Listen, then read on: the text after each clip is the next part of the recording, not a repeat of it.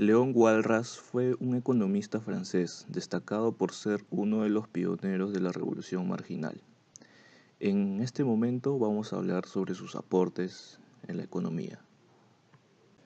La principal de sus contribuciones fue el concepto de utilidad marginal que desarrolló junto a otros economistas como William Jevons y Karl Menger, creando una nueva escuela de pensamiento económico, el marginalismo, mientras que sus colegas Jevons y Menger crearían respectivamente las escuelas de Cambridge y Austriaca.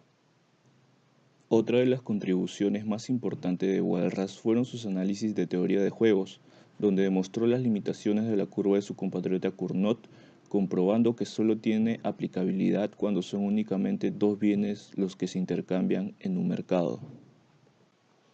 De tal modo que en sus conclusiones señalaba cómo se puede determinar la curva de oferta de un bien X a partir de la curva de demanda del bien Y. Adicionalmente, demostró que la demanda de un determinado bien no depende únicamente de su precio, sino que también depende del nivel de precios de los demás productos que existen en el mercado, así como de los costes de producción y otros factores.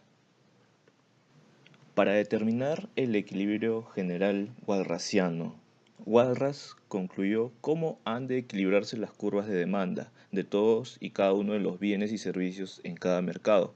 Y una vez alcanzado estos equilibrios locales, se alcanzaría dicho equilibrio general, además de concluir que un mercado específico estará en equilibrio si es que todos los otros mercados también lo están.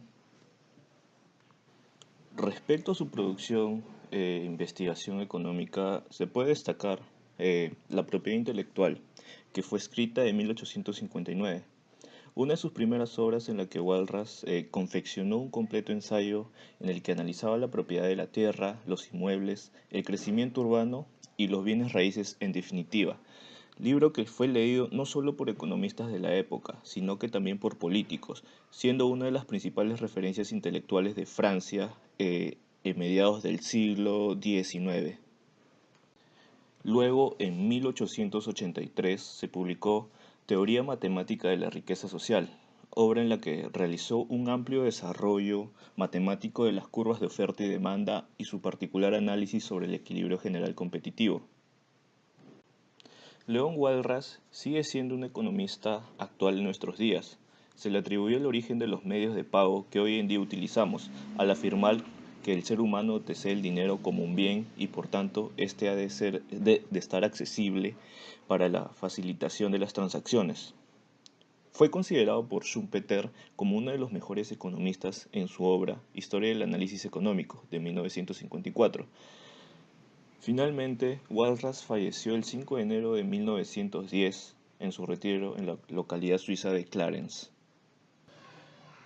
Existe un dato curioso sobre la relación entre Walras y Karl Marx. Esta relación la hace el economista Joseph Schumpeter. Para él, eh, Para Schumpeter se debe retomar el proyecto de Marx de construir una interpretación económica en base a la historia, pero resultándole inaceptable las tesis económicas políticas clásicas propuestas por Marx, por lo que para Schumpeter hablar de la interpretación económica de la historia y de la economía política, pero walrasiana, tiene una relación muy importante para llevar a cabo la tarea que se habría propuesto Karl Marx en su libro El Capital. Un dato anecdótico es que en 1901 Henri Poincaré, el matemático francés, recibió la copia del libro de Elementos de Economía Pura de Walras. Walras le pidió una opinión.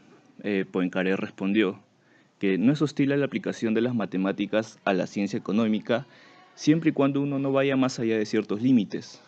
En una siguiente carta, el matemático dejó en claro cuáles eran los límites al señalar que la teoría del Walras contenía una serie de funciones arbitrarias, refiriéndose al uso de los supuestos o el tanteo de Walras. Poincaré estaba particularmente preocupado por la suposición de Walras de de la cantidad de bienes ilimitados.